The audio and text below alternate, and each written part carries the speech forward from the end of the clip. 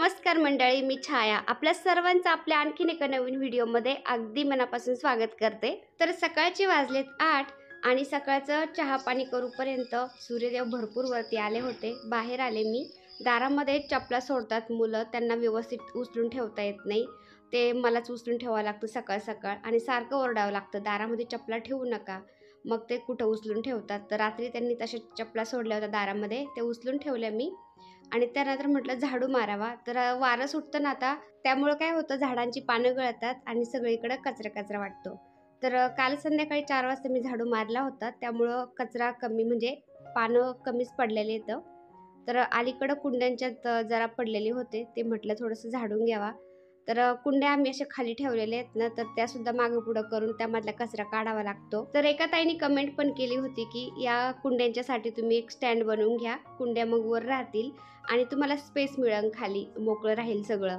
तर नवरोबाला मी ती कमेंट पण दाखवली होती, म्हटलं ताईंनी कमेंट केलेली आहे तुम्ही स्टँड बनवून घ्या। तर कधी बनवून घेता? नवरोबा बोलले थोडंसं थांब मग करून घेतो आणि तुला तुळशी वृंदावन पण मी घेऊन देतो, थांब थोडंसं, कारण त्यांना पण वेळ मिळत नाही आजकाल, कारण इलेक्शन ड्युटी वगैरे लागतात।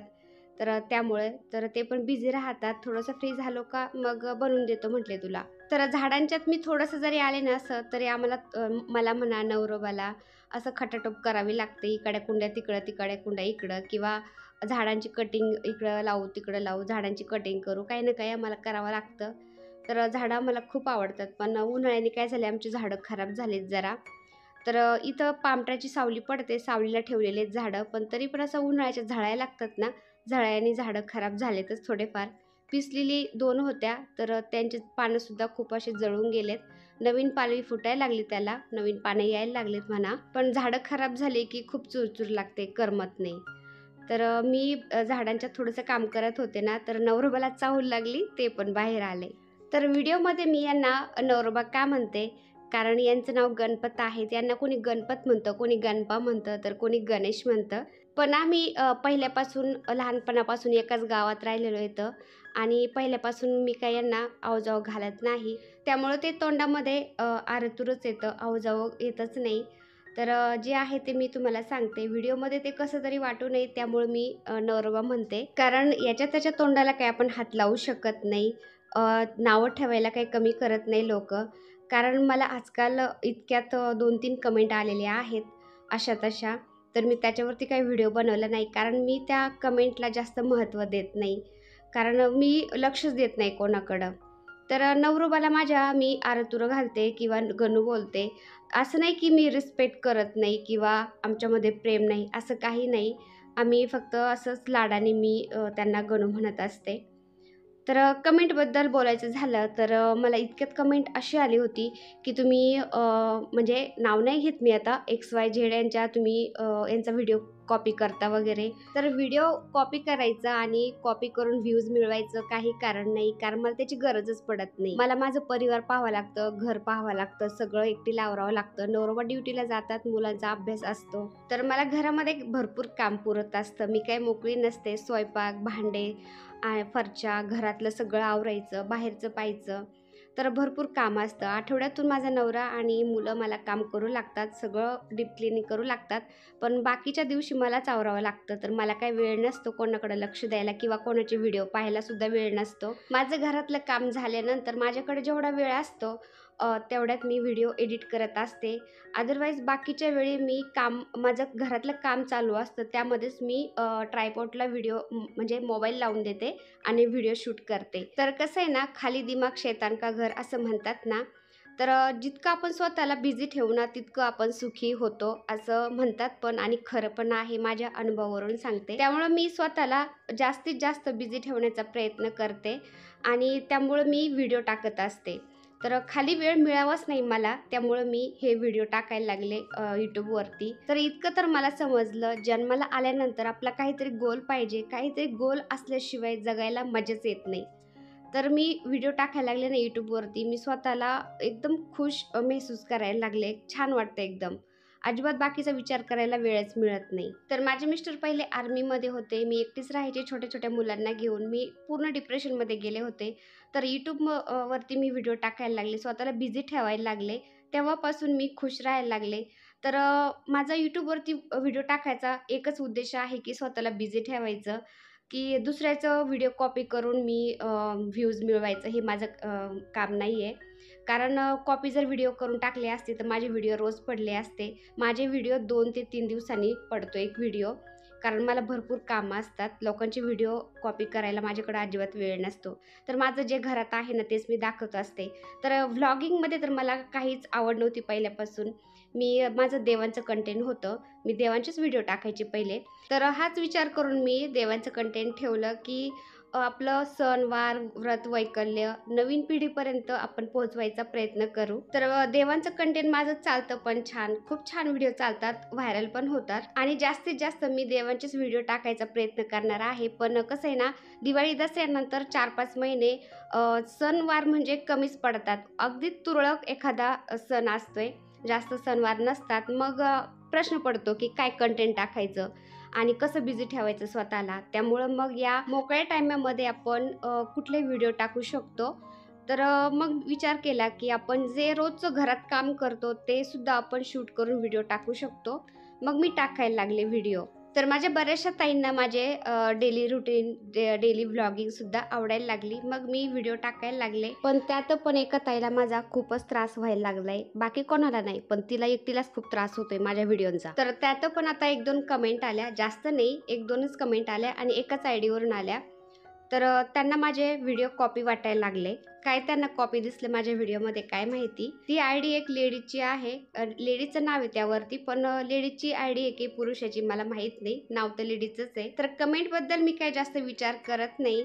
कारण सोशल मीडियावरती आपलं YouTubeवरती जर उतरायचं म्हटलं, की हा विचार करूनच आपल्याला उतरावं लागतं. कमेंटचा, लोकांच्या विचारांचा अजिबात विचार करायचा नसतो. सगळं डोक्याबाहेर टाकून आपण पुढे चालायचं असतं. पण दुसऱ्या बाजूने एक विचार पण येतो, की एक बाईच दुसऱ्या बाईला मागं ओढण्याचा प्रयत्न करते आणि ते पण विनाकारण. तर एका बाईचीच आयडिया आहे ती. तर YouTubeमुळे मी खुश राहायला लागले. त्यामुळे माझे मिस्टर पण मला खूप सपोर्ट करतात. तर त्यांच्या मोबाईलमध्ये सुद्धा व्हायटी आहे. माझं YouTube चॅनल आहे. तर मी बिझी असले ना ते सुद्धा माझे कमेंट म्हणजे ज्या कमेंट आलेल्या आहेत व्हिडिओच्या ते हँडल करतात. एखादी डिफिकल्ट जर कमेंट असेल, एखाद्या ताईंनी प्रश्न केलेला असेल, तर ते मला सांगतात फोन करून, की या कमेंटचं उत्तर दे तू. बाकीच्या कमेंटचं उत्तरसुद्धा तेच देत राहतात. तर इतकी बिझी असते मी. मी फक्त व्हिडिओ एडिट करते आणि व्हिडिओ YouTubeवरती टाकून देते. बाकीचं नंतर मग तेच लक्ष देत राहतात. कमेंट वगैरे सगळं तेच पाहतात. तर असं आहे माझं आणि दुसऱ्यांचे व्हिडिओ कॉपी करायला कधी वेळ असणार आहे माझ्याकडं. तर मी या कमेंटबद्दल, लोकांच्या विचाराबद्दल जास्त विचार अजिबात करत नाही. पण मी आजकाल व्हिडिओ टाकते ना, तर सगळं काही मी शेअर करत असते. म्हटलं चला हे पण आपण शेअर करूया तुमच्याशी. तर सकाळी मी उठल्यानंतर केसांना तेल लावलं होतं. बाकीचं काम आवरूपर्यंत तेल मस्त मुरलं होतं डोक्यामध्ये. तर त्यानंतर डोकं धुतलं मी आणि दिवाबत्ती करून घेतली. आता बाकीचं काम करायचं. तर उन्हाच्या आधी थोडंसं काम आवरून घेतलं की बरं पडतं. कारण दुपारचं आपण मस्त घरात राहतो, पण गरम झाडायला लागतं तर खूप गरम होतं. तर त्यामुळं मी सकाळ-सकाळ आवरून घेतलं पटपट आणि आता पास्ता शिजायला घातलाय. तर मुलं बोलली की नाश्त्याला पास्ताच बनव. आता नाश्ता करायचा, पुन्हा नाश्त्याचे, चहाचे भांडे घासायचे आणि त्यानंतर पुन्हा जेवण बनवायचं. आणि जेवण बनवल्यानंतर, जेवण केल्यानंतर पुन्हा ते भांडे घासायचे. मग थोडा वेळ मिळाला ना त्यामध्ये एडिटिंग करायची आणि पुन्हा थोडासा आराम झाला, की संध्याकाळचं पुन्हा 4 वाजल्यानंतर बाकीचं चहा-पाणी हे ते चालू होतं. थोडंसं संध्याकाळी फिरायला जायचं आणि पुन्हा संध्याकाळचा स्वयंपाक, पुन्हा भांडे, हे असं म्हणजे कार्यक्रम माझा चालूच राहतो.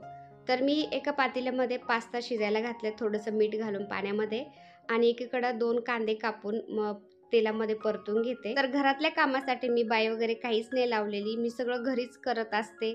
तर एकदा मी म्हणजे वर्ष, दीड वर्ष झाले तेव्हा फरशी पुसण्यासाठी, भांडे घासण्यासाठी बाई लावली होती. पण ते काय करतात 3-4 दिवस, 7-8 दिवस चांगलं काम करतात. त्यानंतर नुसतं आबड-धोबडच करतात. मग ते आपल्याला काही आवडत नाही. त्यामुळे मी बंद करून टाकली आणि माझंच मग घरातलं काम चालू राहतं दिवसभर असं. तर कांदा परतल्यानंतर त्यामध्ये मी काळी मिरी पावडर आहे ना ती टाकली थोडीशी. त्यानंतर टोमॅटो सॉस, सोया सॉस आणि जी शेजवान चटणी आहे ना ती मी घरीच बनवत असते. तर ती टाकणार आहे मी यामध्ये. थोडंसं मीठ घातलं. तर पास्ता शिजण्यासाठी मी थोडंसं मीठ घातलं होतं. पण याच्यामध्ये पण थोडंसं घातलं. लाल मिर्च पावडर टाकते थोडीशी आणि शेजवान चटणी मी घरीच बनवत असते. तर आता संपत आलेली आहे, थोडीशीच आहे ती टाकते यामध्ये. तर शेजवान चटणीची सुद्धा मी तुम्हाला रेसिपी शेअर करणार आहे. तर मुलं सकाळीच बोलत होते मला मोमोज खायचेत. तर मोमोज बनवणार आहे मी, तर चटणी पण बनवून मी तर जास्तीची बनवून ठेवत असते. मुलांना काही असं भाजी नसेल तर तेव्हा काय करतात ते शेजवान चटणी चपातीबरोबर खातात किंवा असं कशाबरोबर पण ते खातात. तर जास्तीची करून ठेवत असते मी. शेजवान चटणी टाकली मी त्यामध्ये थोडीशी आणि त्यानंतर हे पास्ता शिजलेला टाकते यामध्ये. तर आम्हाला दोघांना पण पित्त होतं ना, त्यामुळं मी काय केलंय जे व्हाईट व्हिनेगर आहे ना, खाण्याचं व्हिनेगर ते नाही टाकलं यामध्ये. शेजवान चटणीमध्ये टाकलेलं आहे, त्यामुळं आता इथं एक्स्ट्राचं मी टाकलं नाही अजिबात. आणि शेजवान चटणी टाकल्यानंतर हे छान परतून घेतलं, पास्ता तयार झाला. तर अशी जास्तीची शेजवान चटणी ग्रेव्हीचे वाटणं मी फ्रीजमध्ये करून ठेवत असते, म्हणजे स्वयंपाक पटकन होतो. तर यावरूनच मला आठवलं की याबद्दलच मला कमेंट होती की तुम्ही ग्रेव्ही वगैरे हे दुसऱ्याचं कॉपी केलेलं आहे. तर 1 वर्षापूर्वी सुद्धा मी ग्रेव्हीची रेसिपी आपल्या चॅनलवरती अपलोड केलेली आहे. तर 1 वर्ष झालं होतं ग्रेव्हीची रेसिपी टाकलेली आपल्या चॅनलवरती. म्हणलं चला नवीन लोक जोडले गेलेले आहेत त्यांच्यासाठी आपण पुन्हा ग्रेव्हीची रेसिपी टाकू. तर ही अशी कमेंट आली, तुम्ही कॉपी केली बघा आता. तर मंडळी हे पहा, नवरोबा मी आणि मुलगा आले फिरायला. तर संध्याकाळचं वातावरण एकदम मस्त छान झालंय. सूर्यदेव आहेत इकडं, मागच्या कॅमेऱ्याने दिसते ते काय समोरच्या कॅमेऱ्याने दिसणार. तर हे पहा सगळे लोक फिरून येऊन मस्त निवांत बसलेत आणि नवरोबा पण निवांत बसलेत आणि आणि मग पोरगा कसा पळत.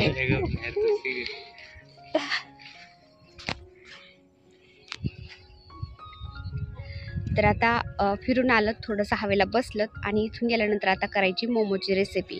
तर आता मुलं म्हणले लय दिवस झाले मोमो नाही खाल्ले आम्ही, तर मोमो कर आज. मग आता मोमो बनवूया इथून गेल्यावर. चला तर आता थोडंसं मस्त हवेला बसतोय. सूर्य आहे ना मागच्या कॅमेऱ्याने छान दिसतो आणि फ्रंट कॅमेऱ्याने ना ते काय माहिती काय होतंय, व्यवस्थित दिसतच नाही.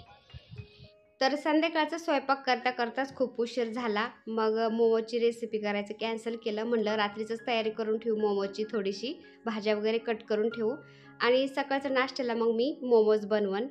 तर स्वयंपाक झाला, जेवणं झाले, भांडे पण घासले आणि त्यानंतर मग बाहेर हवेला बसलो होतो. म्हणलं चला थोडंसं तयारी करून ठेवू. तर लसूण आहे ना गावरान हा सोलायला खूप वैताग देतो. त्यामुळे मी काय करते, असं हॉटेलमध्ये कापतात पहा चाकूने, तर अशा प्रकारे मी बारीक बारीक कापते आणि त्यामध्ये थोडंसं गव्हाचं पीठ टाकून चोळते किंवा तांदळाचं पीठ टाकून असं चोळते. सगळं टरफले निघून जातात आणि मस्त लसूण आपल्याला होतं थोड्याच वेळामध्ये. तर मी असा जास्तीचा कापते, थोडासा चोळते त्याला आणि मीठ टाकून थोडंसं त्याचं पेस्ट बनवून ठेवते मिक्सरच्या भांड्यामध्ये. छान होती आणि बरेच दिवस टिकती. तर थोडंसं मीठ आणि थोडंसं तेल टाकून जरा मिक्सरच्या भांड्यामध्ये बारीक करून घेतली ना पेस्ट लसणाची, बरेच दिवस टिकते. अजिबात ती खराब होत नाही किंवा खराब वास पण लागत नाही त्याला. तर अद्रकची पेस्ट करायची म्हटलं ना तरी तसंच करायचं. अद्रक, थोडंसं तेल आणि मीठ टाकून पेस्ट बनवायची आणि हवाबंद डब्यामध्ये ठेवलं ना फ्रीजमध्ये, बरेच दिवस टिकते अद्रकची पेस्ट पण. तर लसूण तुम्ही बघू शकता असं कापला मी, त्यामध्ये तांदळाचं पीठ घातले मी आणि चोळून घेतलं. त्याचे सगळे टरफले निघून गेलेत आणि भाज्या पण कट करून घेते म्हटलं. तर भाज्यासाठी मी इथं गाजर, कोबी आणि सिमला मिर्च इतकं घेतलंय आणि सकाळचं मग कांदा कापून 2-3 कांदे बारीक कापून घेईन आणि या भाज्यामध्ये अद्रक, लसूण आणि हिरवी मिरची असं बारीक पेस्ट बनवून टाकायची. बस इतकंच लागतं फक्त व्हेज मोमोसाठी. जेवण झाल्यानंतर आम्ही एक चक्कर मारली आणि त्यानंतर रोडलाच बसलो होतो मस्त हवेला. तर मग तितक्यात आठवलं मला की उद्या मोमोज बनवायचे सकाळी, त्यामुळं भाज्या कापून ठेवावा आणि लसूण सोलायचा होता ना भरपूर, तर त्याचे टरफले आहेत ना घरात पोर्चमध्ये खूप उडतात. त्यामुळं घरासमोरच म्हटलं इथं बसलो आपण हवेला, तर बसले बसले इतकं काम करून ठेवावं म्हणजे सकाळी बरं पडतं, पटपट आवरतं सगळं. तर दुसऱ्या दिवशी सकाळी मी सगळं भाज्या वगैरे घेतल्या, फ्रीजमध्ये ठेवल्या होत्या रात्री मी आणि सकाळी भाज्या घेतल्या आणि बाहेर ठेवल्या. नॉर्मल टेम्परेचरवर आल्या की त्या छान होतात मग.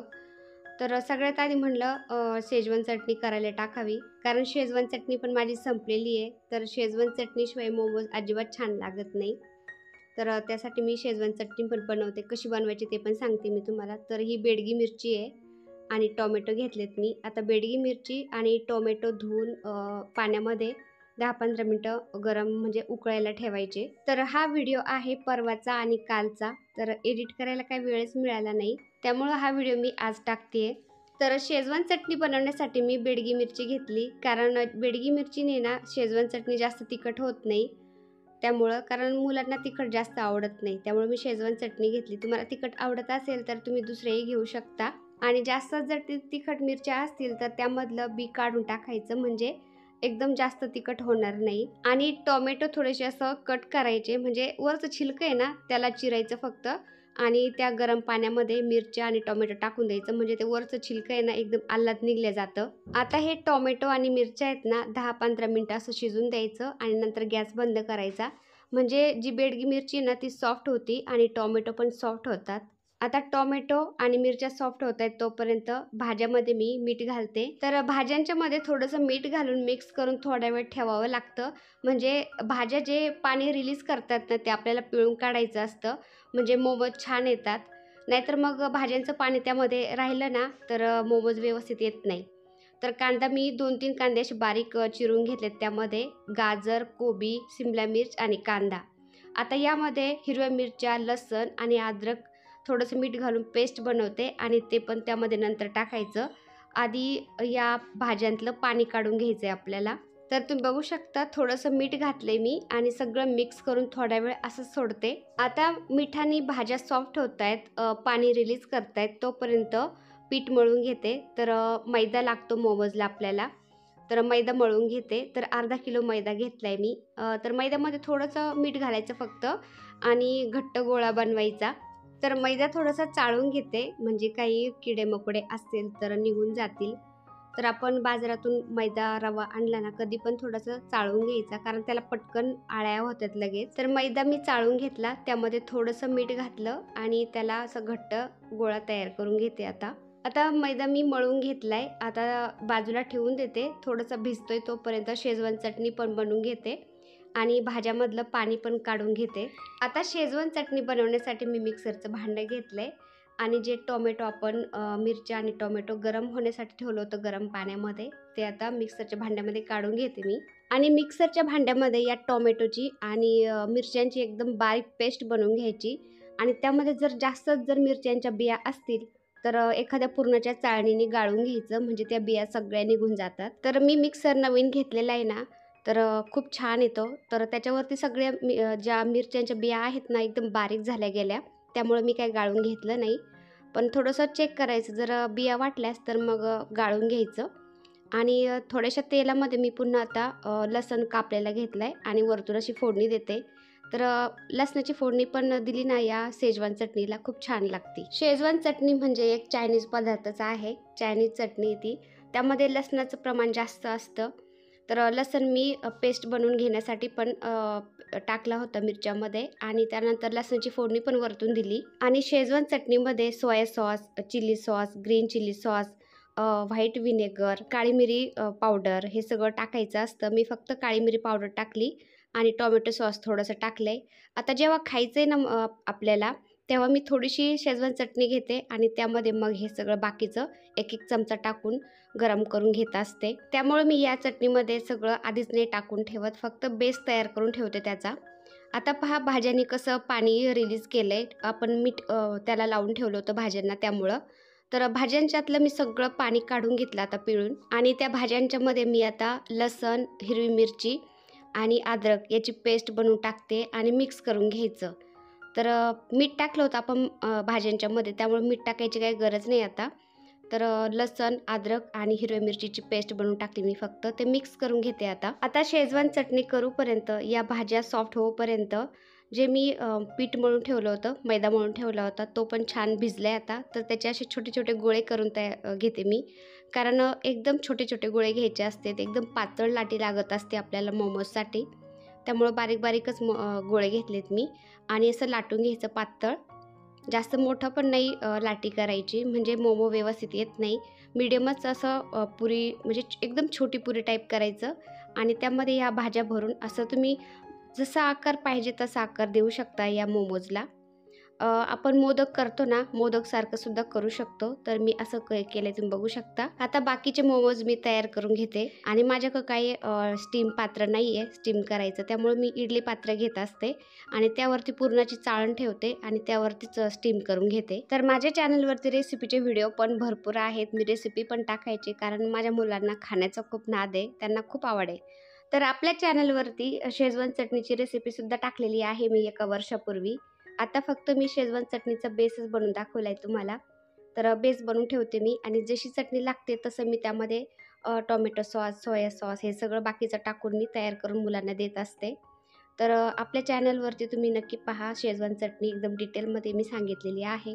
तर असं मी कोबीच्या पत्त्यांच्यावरती मोमोज ठेवले इडली पात्रामध्ये आणि स्टीम करून घेतले. आता ही शेजवान चटणी बरोबर खायची तर खूप छान लागतात. नक्की ट्राय करा तुम्ही पण. कारण बाजारामध्ये खूप महाग मिळतात मोमोज. घरी आपले स्वस्तात होऊन जातात. तर ट्राय करा तुम्ही आणि कसे झाले कमेंट करून सांगा.